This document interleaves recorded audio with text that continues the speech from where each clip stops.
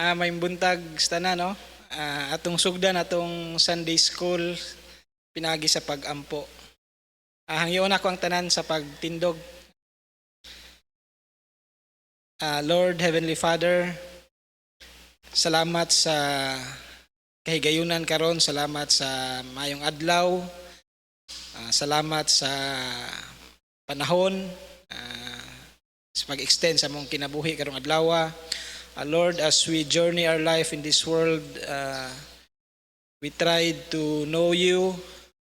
And Lord, as we tried to know you, we study your word. O karon Lord, guide us Lord nga samtang magtuon kami sa imong pulong amo kining masabtan aron magamit namo sa among pagkinabuhi dinhing kalibutan. Kining tanan na magipangayo in Jesus name. Amen. Makalingkod. Maing buntag, no? Actually, previous Sundays, ang ato yung topic is all about growing in Christ, no? Naghisgot ta sa atuang bodies to present our bodies a living sacrifice for God. At the same time, while we do it, we are to transform our minds, no? So magkuyog yun na siya.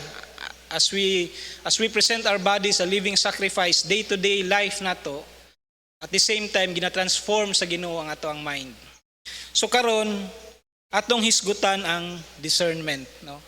As we live our life diri sa kalibutan, kung imog yung tan-awon ang atong pagkinabuhi diri kalibutan na puro jud na siya decision making, no? Tanan lihok nato kung ahata mo mulingi ga-involve na siya decision making.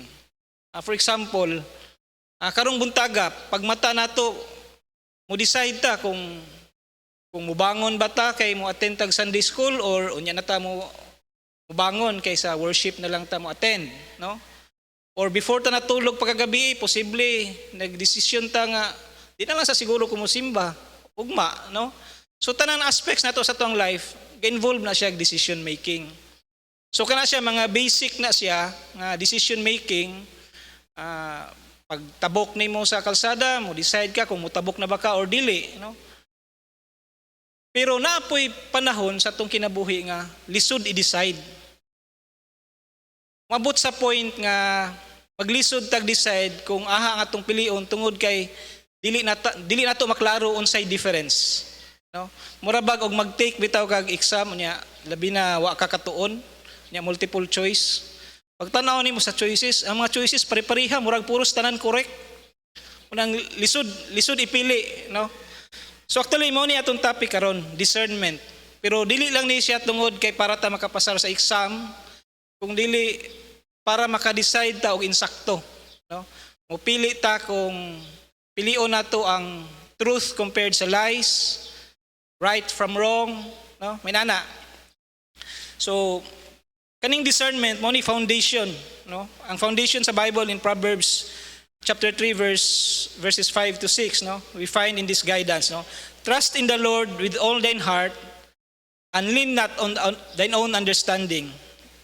In all thy ways acknowledge him and he shall direct thy paths. So diha ta maghugot, no? Kung kuan pa hugot, diha nato i-anchor ang atong discernment. Trust in the Lord with all thine heart and lean not on our own understanding. Kung tanaw na to, before ta maka-decide, before ta mo pili og choice or decision, kinahanglan makasabuta. Makasabuta kung nganong kana atong gipili. So importante kayo day ang understanding. And in fact, understanding the Word of God. Kaya ang Word of God, diha makita nato ang mga guiding principles sa pagkinabuhi nato ning kalibutan na. So the verse emphasizes the importance of trusting in God rather than relying solely on our own understanding. It highlights the need for us to acknowledge God in every aspects of our lives, no? Allowing Him to guide us in the right direction. So atong i-defining discernment, unsa man gyud ning discernment? So sa Wikipedia, ibutang diri sa Wikipedia, discernment is the ability to perceive, understand, and judge things clearly especially those that are not obvious or straightforward. So ability to perceive, no? Kung yung kag abilidad, ability to identify. Makita nimo, nasabta nimo, then tungod sa imong pinagi sa imong pagsabot, diha na din ka maka-judge sa things. Labi na sa mga buta nga dili obvious. So sa atong example is wala gito kung mag-take kag exam niya, ug di ka katuon, tanang choices puros gyud na correct sa paminaw nimo. Pero og nakatuon ka, maklaro nimo ang correct answer. So the same thing sa atong pagkinabuhi dining kalibutan naay mga instances nga maka-encounter kag difficult choices. No? Mahisgutan nato na unya. Tapos pinagi sa pagtuon sa Biblia, mo nimo guide nato kung unsa giday ang angay natong pilion nga choice. So discernment is the ability to distinguish between right and wrong, no? Truth and falsehood, good and evil. It involves seeking God's wisdom and guidance to make sound judgment. So example, imagine lang, you are faced with a decision to accept a job offer.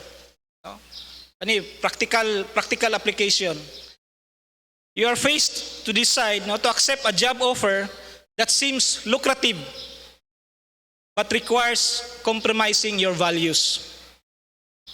So discernment would help you recognize the potential conflict between financial gain and moral integrity and choose the path aligned with God's principles. Actually, nakoy kauban sa trabaho. Dili lang hinoon siya Baptist, no? Actually, member siya sa SDA. Pagka-hire niya sa company, na-hire siya kay ang iyang academic achievements, kuan gyud, nindot. Actually, top 5 siya sa board exam, no? Pero pag abot sa ating trabaho na, after several months, kay first month, kuan man na siya, mga orientation, murag honeymoon stage pa. After several months, ang among trabaho is shifting. So, naay 8 to 5, naay 6 to 2, naay 2 to 10, naay 10 to 6. So, kung shifting gani imong trabaho, ang imuhang day off is dili pod fix. Pagdepende sa shift. Kaya every time mag-change shift ka, ay easy to it man nga continuous ang operation.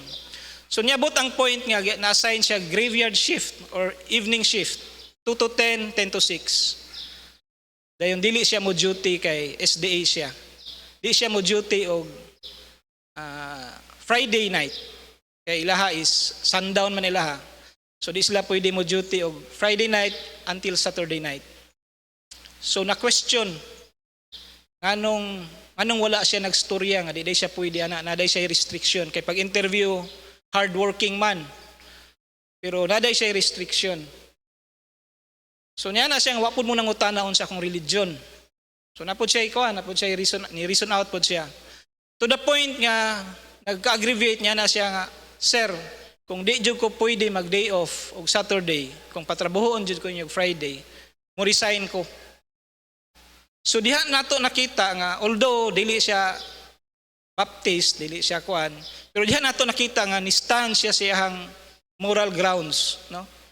Wala siya nagpadala sa lucrative kuan sa company, wala niya gipalabi ang financial gain. So hinaot inana, no? Kung magtuon lang ta sa Bible, muna ihatag nga guidance sa tua. So kana siya. So actually sa Bible, napoy terms ang discernment, no? Ang atong Bible is composed of Old and New Testament. So sa Hebrew, which comprises the Old Testament, ang Hebrew word sa discernment is bin, no? Meaning insight or understanding. To separate things from one another at their points of difference to make distinction. Actually kaning bin sa Hebrew is naisgutan ni more than 250 times sa Old Testament. Tapos sa New Testament, no, the primary word in Greek language for discernment is the word diakrisis, meaning a distinguishing, a clear discrimination, judging. So, judging. So, kinahanglan dahi ta mo judge, no? Kinahanglan man ta mo determine. Kinahanglan ta mo mo check para ta makahimo og sound decision. So kanang concept nga thou shall not judge ato nang mahisgutan unya, no? Ug ang verb ana is ang anakrino, to distinguish, to separate out, to test, meaning we are to test, no? We are to test all things. Makita nato sa 1 Thessalonians chapter 5 verse 21, no?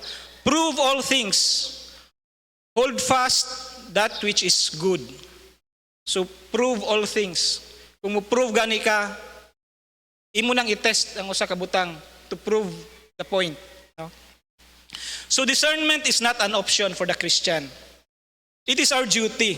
It is our mandate to exercise discernment, because one of the things that makes false teachers so appealing and yet so dangerous at the same time is that not everything false teachers teach is false.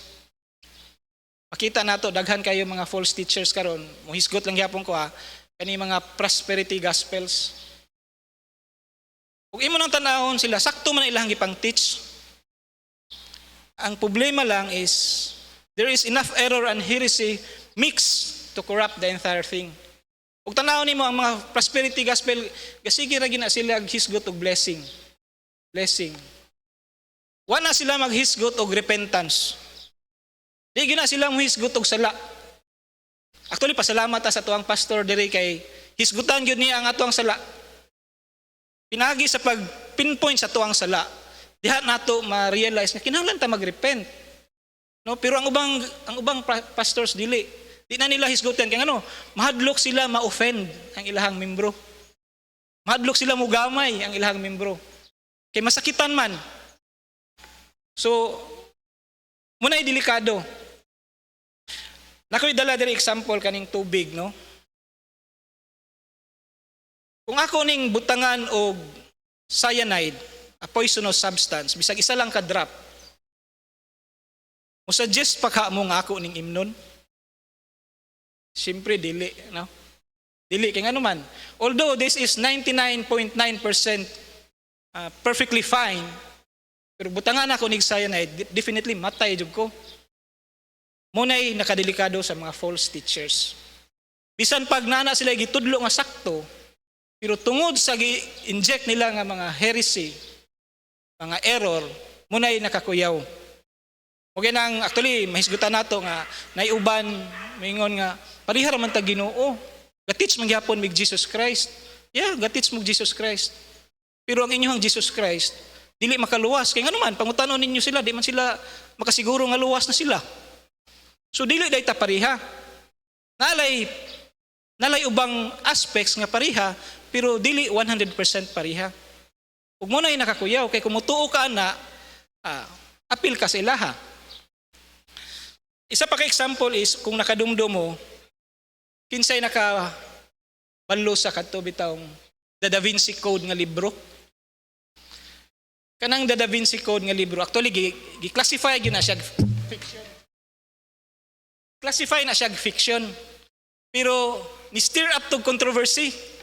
Giban to siya sa mga Catholics. Nganong giban man to siya sa Catholics nga fiction man to siya. Pag may kag-fiction, bunga ra man na sa imagination sa usa ka tawo. Pero ngano man, tungod kay ang Da Vinci Code nga libro, half truth, half lies. No? Makaingon kag half truth tungod kay ang gipanghisgutan dito nga mga characters, ga-exist. Gahisgot silang Jesus Christ. Gahisgot silang Mary Magdalene. Ang mga lugar nga hisgutan, makita nimo, ma-research nimo, tinuod nga ga-exist. Pero gi-injekan to nila mga conspiracy theories. Ug mo tan-aw kadto, makaingon ka, ug wa ka gabasa sa Bible, kag lah. Kuyawa day no. Nay mga issue dito nga gi-accuse nila si Jesus Christ, di na lang ako isgutan kay basig makurap na hinon inyong mind. Pero mutoy nakakuyaw ato niya nga libro nga kung wala kang nagtuon sa Word of God, posible mo cast doubt to sa imong faith. Mo shaken to sa imong faith. So munang delikado kay ning mas may pang gatits og false kay makita gid mo nga false. Pero gatits ganig half truth, half lies. Munay kuya because you have to determine which is the truth and which is the lie. So muna siya. So we need to test all things. No? So natay passage diri nga pwede nato ma-model no, ma-example aning discernment. Makita nato sa Acts chapter 17 verse 11. Atong basahon. Acts chapter 17 verse 11. And these were more noble than those in Thessalonica, in that they received the word with all readiness of mind and searched the scriptures daily, whether those things were so. Ang background ani is si Apostle Paul o si Silas nag-preach sa gospel, no? Nag-preach sila sa gospel sa Thessalonica, and they were accepted, no? Gi-receive nila si Paul o si Silas sa Thessalonica. Pero naay mga group of people dito nga dili maayo ang pag-accept. So ang nahitabo katong mga group of people nga dili maayo ilang pag-accept nilang Apostle Paul, mura silang naghimo og mob to the point nga murag na-endanger silang Paul. So naay mga brethren dito nga gi-shepherd out silang Paul ug Silas. Gidala sila mga 50 kilometers or 60 kilometers away from Thessalonica hangtod niabot sila sa town sa Berea. No? Ang gisgot lang diri is kaning these were noble than those in Thessalonica, mao ni ang mga Bereans, na mga tao sa Berea. So pagabot nila sa Berea, gi-receive gihapon sila didto. They received Paul no quite well as their message. Pero niya ang Bible, and notice no, the Bible says they were more noble than those in Thessalonica. I-describe niya ang Bereans. They were more noble than those in Thessalonica. Nganong gitawag man sila more noble ang mga Bereans? Because they studied the law. No? They were students of God's word. Kita, we must be students of God's word. No? God revealed Himself to us through Jesus Christ, His Son, and we have the perfect, inerrant, infallible, all-sufficient record of that in His Word. Actually, discuss na ni Pastor Carl no, sa afternoon service. I-prove niya nga ang King James Version is the superior version of superior Bible. I-prove niya nga it is inspired, it is preserved, it is inerrant, and infallible. Og diha, i-reveal sa Ginoo ang ihang pagka-Diyos. We cannot know God apart from knowing His Word. No? So we must be good students of the Word of God. Pero, great majority of professing Christians today would say, I don't need doctrine. I don't need theology. I just love Jesus. No? Mingon lang sila, di man na importante ang doctrine, di man na importante ang theology. Ang importante, love nako si Jesus. If you truly love Jesus, don't you think you want to know Him? The only way to know Him is by knowing His Word. And it is sound doctrine. Right theology, no? That deepens our knowledge of God. When our knowledge of God is deepened, that enables our love for God to be deepened. Example, when you love someone, for example, I love Hazel, no? My wife. Before nako ni siya gi-court, in order for me to love her, ako ni siyang gitun-an unsa iyang weakness, no? Unsa iyang likes, unsa ganahan niya nga gift, no? Unsay makapalumoy siyang kasing-kasing. Unsay favorite food niya. Inana, para ma-win nako ang iyang heart, gitun-an nako siya. In that way, knowing her more gives me the opportunity to love her more. It's the same thing to our God, no? How can you say, I love Jesus, I love God, pero wagay kakailan niya? Wagay kakabaluon sa iyang gibuhat dito sa cross. Kaya pangutanon kag naluwas na baka, wala pa. Wadi kakaila sa imong Diyos, nga imong Diyos dito naman sa cross nagpakamatay sa imong sala. So importante kayo nga, we need to study the Word of God. Because in that way, we know God even better. And by knowing Him even better, we can love Him more. Makita nato sa Philippians chapter 1 verse 9, he says, "And this I pray, that your love may abound yet more and more in knowledge and in all judgment." Importante kayo ang knowledge of God. Importante kayo nga the more you have knowledge of God, the more you can love God, no? You see, the Bible never separates the knowledge of God and the love of God.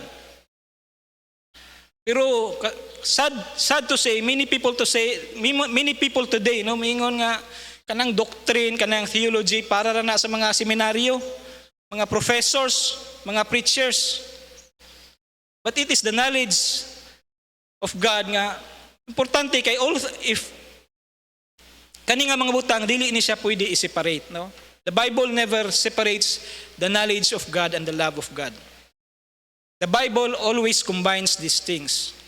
So kanang mga tao nga nagprofess nga they know Jesus pero wala kabalo sa iyang pulong, they think nga they want to give us the impression nga they know Him better pero dili di ay, no? Ikaduha, the Bereans were considered noble because they received the gospel with ready and engaged minds, no? Their minds were engaged, meaning nag-crave sila sa word of God. Engaged, kung sasakyanan pa na nakaingansa na, ready to accelerate. Dili siya passive, ready to respond. Inana ang karakter sa mga Bereans. Makita na to later, napadire sa ikatulo. Because they were noble because they tested what they heard of by the scriptures, even though they received Paul and Silas. Unsay gi-preach ni Paul and Silas ilahang gi-receive, pero ilan ang gi-test. Actually, diri sa tuang church, nindot ni nga practice na to. Actually, si Pastor Paul ga-encourage yun nga nagyud tay Biblia ato dala-dala, no? Sige niya ga-encourage nang sa cellphone lang. Anong sa cellphone man, kay sa cellphone daghay magawas pop-up, makadisrupt. Nindot yun tong physical Bible. Kay ngano man, dili pareha sa Bereans ba? Apostle Paul na nag-preach nila. Although iyang gi-accept ilang teaching, pero iyang gi-test. Gi-test nila. They test if what they're preaching is maubag yun ang naa sa Old Testament nga messianic prophecies. Kay Old Testament pa man to ilang gikuptan sa una. Ilang gitsi kung ang preaching ni Paul maubag yun nakasulat sa scriptures. So inana po diri.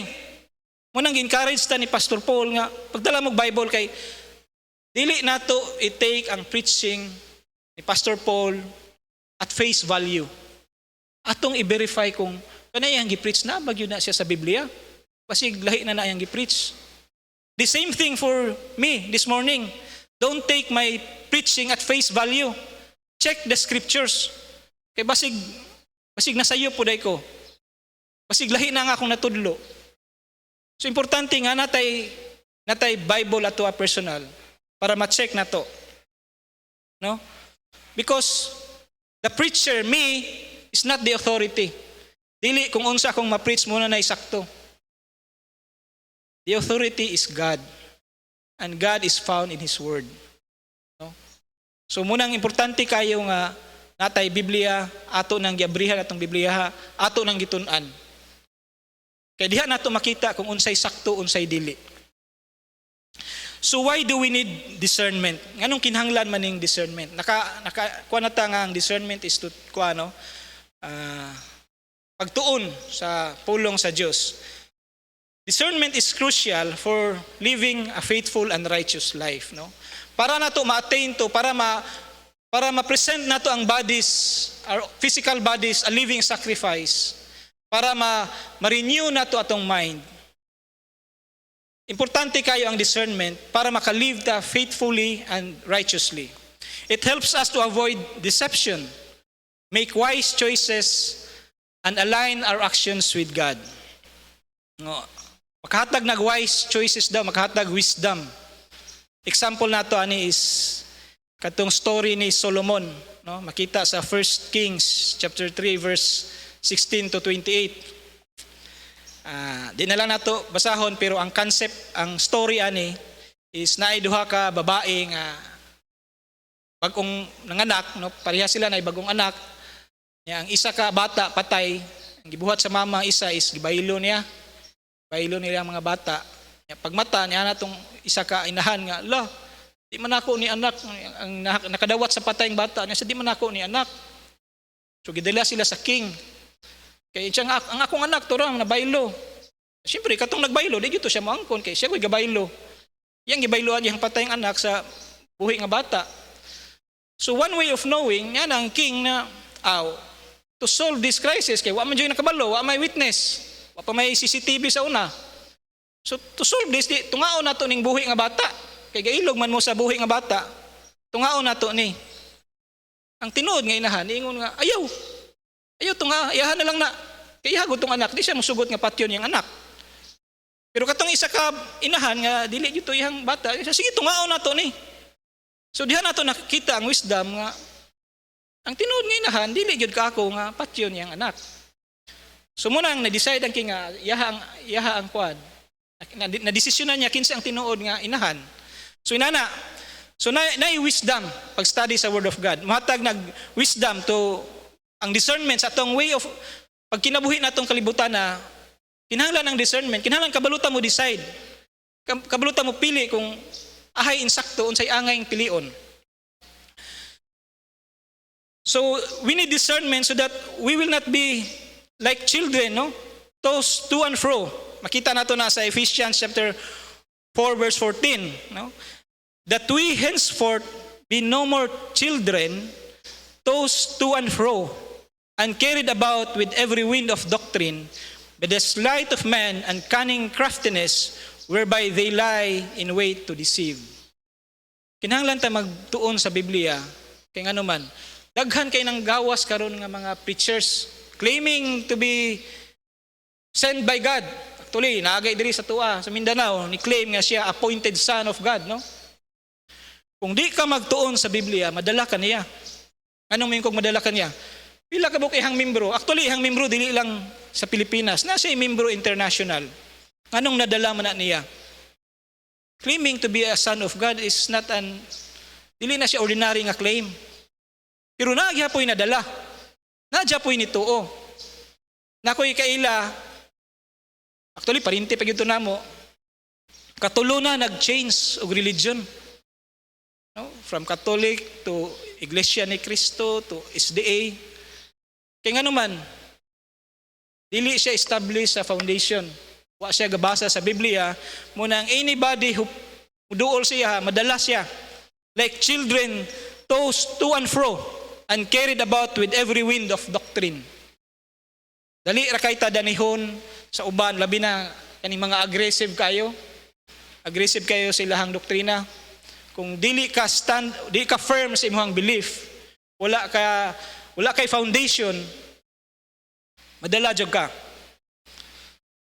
So many professing Christians today, at some level, know what they believe, but really don't know why they believe. No? Kung pangutanon nimo sila, tuo kang Jesus Christ, tuo. Pangutanon ka, nganong nituo man ka? Because I was born that way. No? Ang ako manggong ginikanan, Baptist, akong ginikanan, Christian. Munang nituo ko ani. I hope we get a better answer than that, no? Dili ta mingon nga nituo ta Ginoo tungod kay mo'y atong namatan. Mo na lang po'y atong pakamatyan. No, mo manay common sa uban, no? Mo ni among namatan, mo ni among pakamatyan. Tungod kay among ginikanan Christian, mo nang na Christian pud mi. No. We have to study the word of God. Kay kung inana man gani dali ra kay ta danihon. We need discernment because discernment is one of the marks of spiritual maturity. Makita nato sa Hebrews chapter 5 verse 11 to 14, no? Of whom we have many things to say and hard to be uttered, seeing ye all are dull of hearing. For the time ye ought to be teachers, ye have need that one teach you again, which be the first principles of the oracles of God, and are become such as have need of milk and not of strong meat. For everyone that used milk is unskillful in the word of righteousness, for he is a babe. But strong meat belongeth to them that are of full age, even those who by reason of use have their senses exercised to discern both good and evil. So one of the marks of a mature Christian is a discerning Christian. We cannot have spiritual maturity and lack the spiritual discernment at the same time. No? Wa ko maghisgot sa mga believers nga young Christian, new believers. Dili ni siya physical age ha. Kung bago lang ka na-convert, you are considered young Christian, young believers. Categorize ka as baby Christians. Expected na sa baby Christians nga di pa kay ka maayog discernment. Kay baby pa man. No? Ang nakanindot lang aning baby is, ang baby, dili na sila magpabiling baby. Babies grow. No? Baby Christians grow. And if you are lacking discernment until now, at the very best, it's a sign of lack of spiritual maturity. No? Tanaw na to sa verse 28. Hebrews 5 Romans chapter 1 verse 28 to 32. And even as they did not like to retain God in their knowledge, God gave them over to a reprobate mind. Okay lang o baby Christians pa ka kay understandable. Pero kung dugay na ka sa imong Kristohanong kinabuhi, unya wa paghapon ka ni grow spiritually. Okay lack of spiritual maturity. Ang kuya og kaning gisulat diri sa Romans 1 verse 28. God gave them over. God gave them over to a reprobate mind. Wa ba ka matingala sa tuang culture karon? Current situation. Ang imuhang silingan nga haskang matsuha, haskang gwapuha, itawag og Samuel, pagkaugma mingo nagtawagagi ko og Samantha. Unya nagbistida na. Daghan na kayo na karon. Actually ni kuyanap na sila. Matingala ka nga puro man unta laki pero nganong managhan. Puro babaye pero nganong managhan. Anong managhan man na sila? Because God gave them over. God gave them over to a reprobate mind. No? Kay gahi man silang ulo, why basa-basag Bible, wa gatuon sa Word of God. Gipatuyangan. Muna nga naghana sila. No? Ug tiwason nato, mana pa dire being filled with all unrighteousness. Romans chapter 1 verse 29.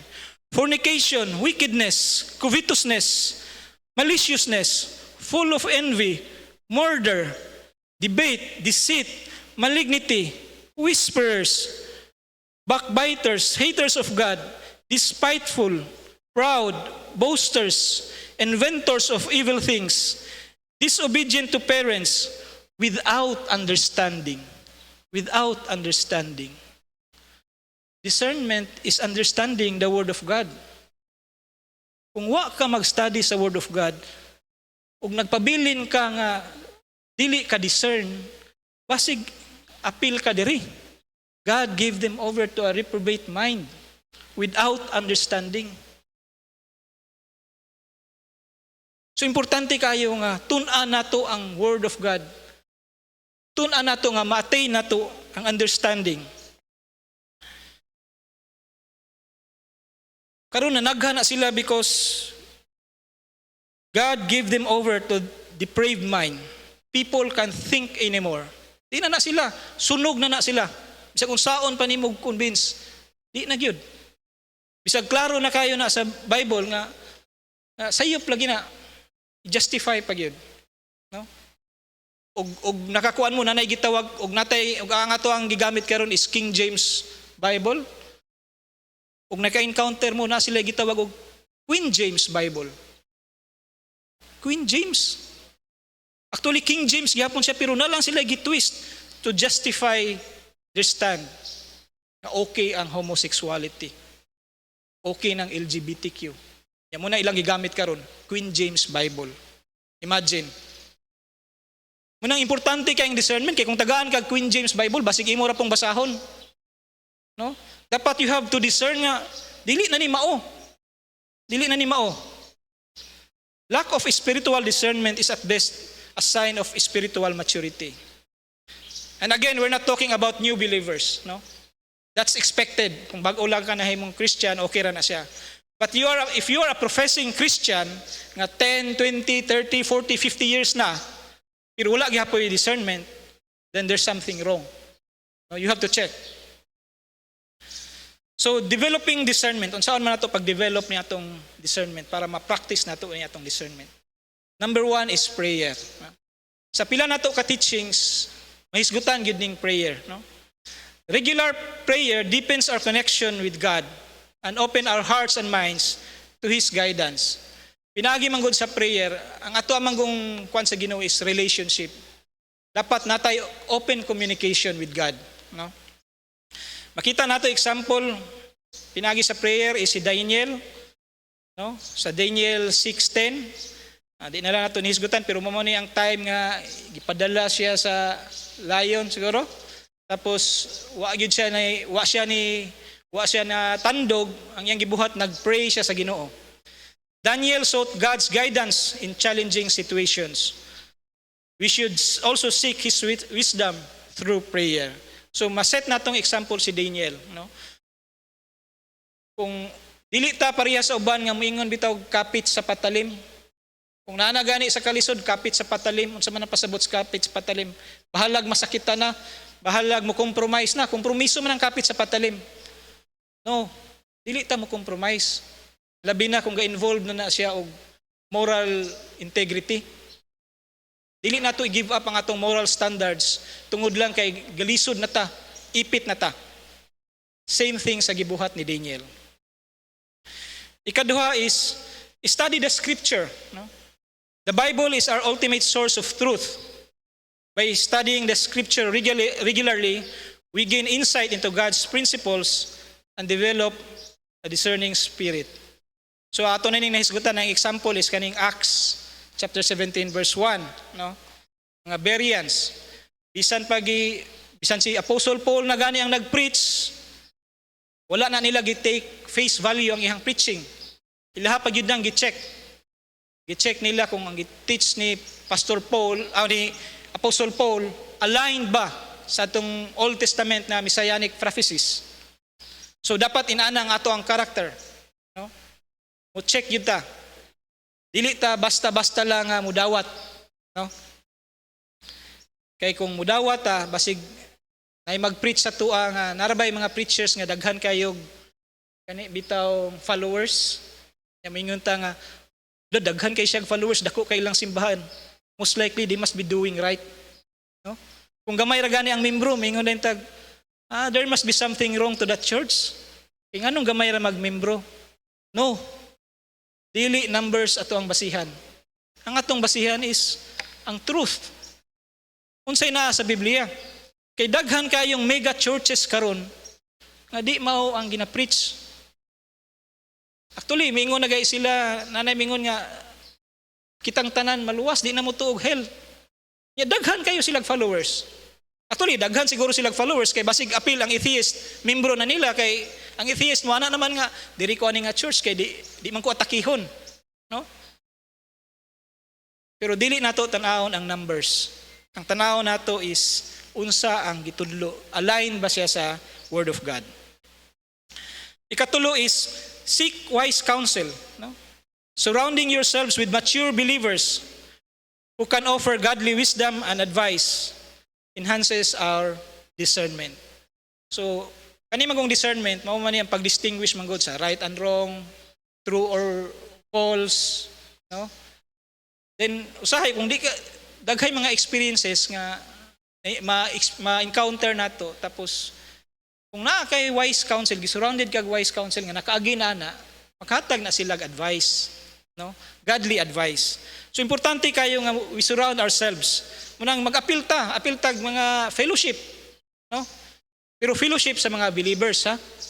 Dili sa unbelievers kay sa unbelievers pug ka mag-appeal. Ang advice ay muhana 2 bats lang yun. Kung na kay problema 2 bats. No? 2 bats. Mawala imong problema. Pagkaugma na napod, no? So example ana is sa Proverbs chapter 11 verse 14, no? Where no counsel is, the people fall. But in the multitude of counselors, there is safety. So we are advised that in the multitude of counselors, there is safety. So seeking guidance from mature Christians or spiritual mentors can provide a valuable perspective and enhance our discernment in decision making.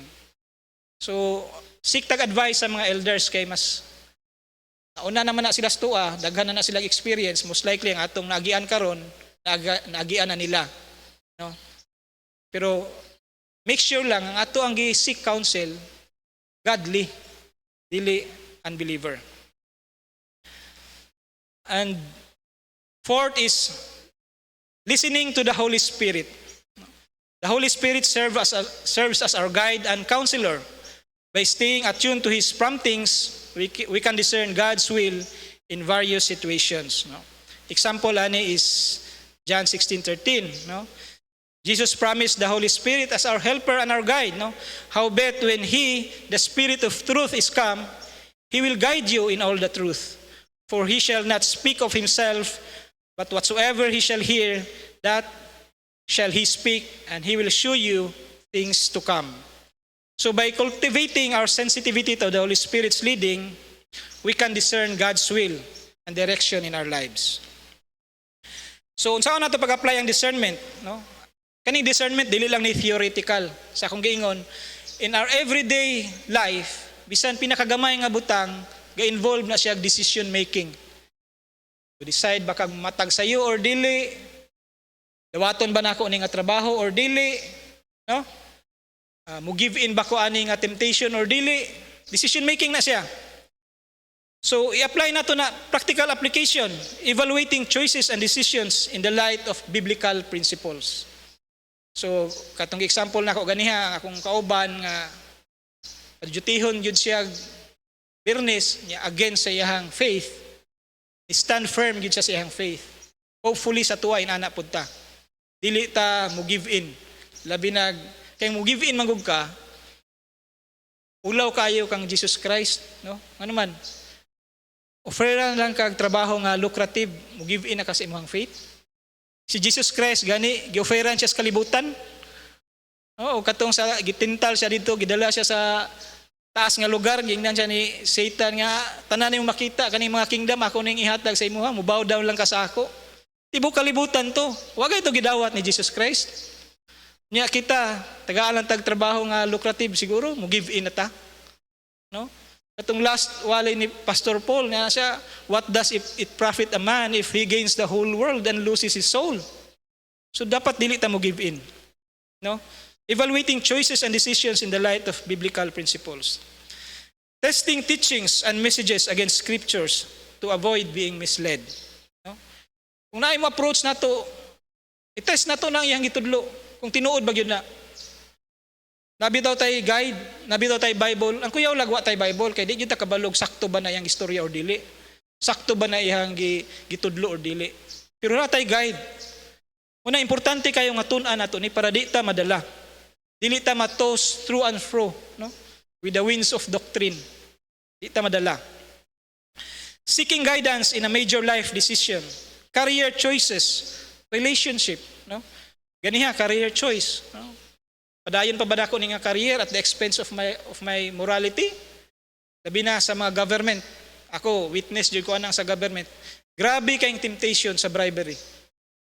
In fact, sa mua sa company private me pero nagihapoy mo bribe. Panghatag sa imuha gift para lang mo give in ka sa imuhang approval. Samot na sa government nga known kayo. No? Tagaan lang kag pirma lang nimo, tagaan din kag envelope nga 100,000 ang sulod. Unahuna nimo pirma ra bitaw ni. No? Imong isa ka sign 100,000, sunod sign ani 100,000 na pod. Dali ra kayo. Pero tanaw nimo unsa ra man ang 100,000 compared sa whole world? Ibilibaran kay ni Jesus Christ ang whole world. Ibaylo nimo ang imuhang faith anang 100,000, pipila lang ka thousands. Ana, relationship. Sa mga young people, kung na manguyab sa imuha, daghan kay nang uyab sa imuha, pili ka na believer o unbeliever, so bukat siguro tong believer, no? Tagaan siguro to nimo wait, no? Discernment. Being cautious of deceptive influences and worldly distractions that can lead us astray. Example, no? When confronted with a conflicting advice from friends regarding relationship, discernment prompts us to evaluate its counsel against biblical principles, no? Seeking God's guidance through prayer and wise counsels. So makita nato sa Ephesians chapter 5 verse 11, no? Believers are instructed to have no fellowship with the unfruitful works of darkness rather than expose them, no? Discernment requires us to discern between right and wrong, actively avoiding participation in activities that compromise our faith. So when we practice discernment, di na malikayan. Naadyo'y maglagot sa tua. Ay maglagot sa tua, mag-practice kag discernment. O bitaw na nga ubang pastors, dili mo tudlo og sin, di mo tudlo og repentance, kay daghay maglagot. Kay imo mang tudloon nga, sala na, uy kana, di na mao imong gibuhat. Ya daghang maglagot dahil sila kay ma-offend man. When you practice discernment, na maglagot yun, di na malikayan. Yung mga naarabaday na sila, nakoy example dire mga criticisms kung mag-practice tag discernment. Gamay raman ni siya. Nya naraba na sila biblical verse po nga reference. Muana day na sila. Kung imo bitaw inon ngay sayop man ka, sayop na imong gibuhat. Muana day na sila, judge not. No? Uy, don't judge. Don't judge. Uy, we're not to judge. Matthew chapter 7 verse 1 to 5 aton basahon. Judge not, that ye be not judged. For with what judgment ye judge, ye shall be judged. And with what measure ye met, it shall be measured to you again. And why beholdest thou the mote that in thy brother's eye, but considered not the beam that is in thine own eye? Or how wilt thou say to thy brother, let me pull that mote out of thine eye, and behold, a beam is in thine own eye? Thou hypocrite, first cast out the beam out of thine own eye, and then thou shalt see clearly to cast out the mote out of thy brother's eye. Mao man ilahang kuan, judge not thou. Mao ni kasagara nga verse nga taken out of context, no? Sa passage sa God's word. Jesus does indeed warns us not to judge. But that kind of judgment is hypocritical judgment. Dili daw ta mag-judge hypocritically. Kay kung imong tiwason sa verse 5, tanggalon sa nimo tong nasa imong mata, ay ha ka mo tanggal. Sumutanggal gihapon. Sumu-judge gihapon. No? Taking out of context because mo judge ka mo judge ka sa somebody for doing something which you yourself is also doing. Muna giwar ni Jesus Christ sa tua. Pero kung wala ka gabuhat ana, unya nakita nimo nga sayop na, then tell him nga sayop na. Dili pwedeng pareha ng amahan nga moingon sa iyang anak nga ayaw panigarilyo pero siya nanigarilyo. Muna gibawal ni Jesus Christ. Hypocritical judgment. Pero makita nato sa John 7 verse 24, judge not according to appearance, but judge righteous judgment. So kinahanglan gid ta mo judge. Kinahanglan gid ta mo say sa truth, no? Ikaduha mingon sila, you're causing division in the church. Kung mamadlong ka, mo storya ka sila mga sala, you're causing division in the church. You're just being divisive. No, it's a very divisive thing to do. Muna ilang ingon. Criticize ka. Well, ang answer ani is false doctrine is the one that causes division. No? Romans chapter 16 verse 17. Now I beseech you, brethren, mark them which cause divisions and offenses contrary to the doctrines which you have learned, and avoid them. Kaning mga false doctrine, mo ni nag-cause of division. It is not those who preach the truth that cause division. It's those who preach error and heresy that cause division. Pero in fairness, truth does divide. Truth divides the sheep from the goats. No? But within the body of Christ, truth unites. No? It is false doctrine that causes division. Usahay kung mo badlong gani ka, matag ka sa imong discernment, badlong ka sa misig ka tao, ingdon din kanila you are not loving. No? You're just not loving. No? It's not loving thing to do kung badlungon nimo. Okay, ma-offend, no? The answer to this is, truth is love. Truth is love. The most loving thing we can do for someone is to tell that person the truth. No? Example, na kay nakita nga buta. Kita tanan ay nakita nga buta, galakaw sa iyang path padulong sa cliff. Kinsa sa tuwa diri magpamingon nga sagdi lang na siya, oy. Sagdi lang na siya kay ato na siyang badlungon basig ma-offend. Basig ma-hurt na to ang iyang feelings. Basig ma-hurt na to iyang self-esteem. Nya kita ta nga galakaw siya padulong sa cliff ug matagak siya patay. Dili bata mo tindog mo siya gayt, oy, balik, turn around. Diba inana tong buhaton? Kay danger na, you're in danger. Taga ka, cliff na. Siya kita sa atong lungs siguro ug layo ta. O kung dili daganon pa gyud nato siya kay luwason, no? Ingnon nato nga wrong way kay cliff nang unahan. And yet we do the same thing, far worse or far greater consequences. Eternal consequences, no? When we see people going the wrong way spiritually and we know the truth, don't we tell them? No? If you hate somebody, okay ra, no? Know the truth and don't tell him. Pero if you love somebody, tell him the truth. No? Kay katoy imugay luwason tong buta nga mahulog sa cliff. Pero katong adto sa damnation, adto sa hell, much far more greater consequences dapat ato sila ingnon.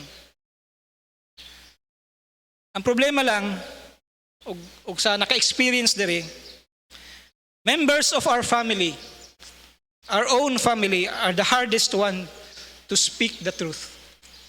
No? Mas lisod pa i-witness ato ang family kaysa ubang tao. Why? It's because it cost us, no? It will cost our relationship.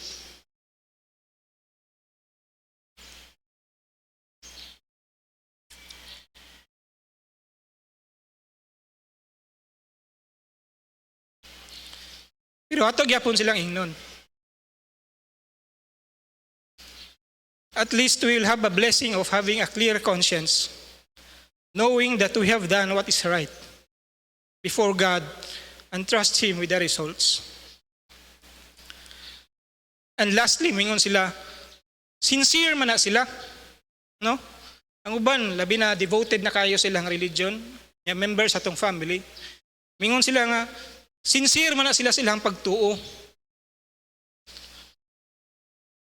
Maybe they are wrong in few things, but they are sincere. Well, the answer is, sincerity is not the issue. Truth is the issue. No? Kadtong mga tao nga nagdala sa eroplano dito sa World Trade Center, sincere man to silang pagtuo. Kadtong nagbomba sa gym recently sa Marawi nga gym, sincere man to silang pagtuo. They are sincerely wrong. No? Sincerity is not the issue. Truth is the issue. So importante kayo nga makabaluta sa truth, makabaluta mo distinguish sa truth from lie, from wrong, from right, from good, from evil. Every day in our life, as we present our bodies a living sacrifice, ang atong kinabuhi full of decision making. And to decide which is which, we need discernment. We need the Word of God. We need to study the Word of God. So in conclusion, let's remember that discernment is a gift from God that we should actively cultivate. By trusting in the Lord, seeking His wisdom, and applying discernment in our lives, we can navigate through life's complexities with clarity and confidence. Let's commit to developing discernment and allowing God to guide us all in our ways. So hopefully natay nakatunan karong adlaw. Let us pray. Lord Heavenly Father, we thank you for the gift of discernment and for the guidance you provide through your word and spirit. Help us to trust in you wholeheartedly and to seek your wisdom in all aspects of our lives. Grant us the discernment to make wise choices and to walk in alignment with your will. In Jesus' name we pray. Amen.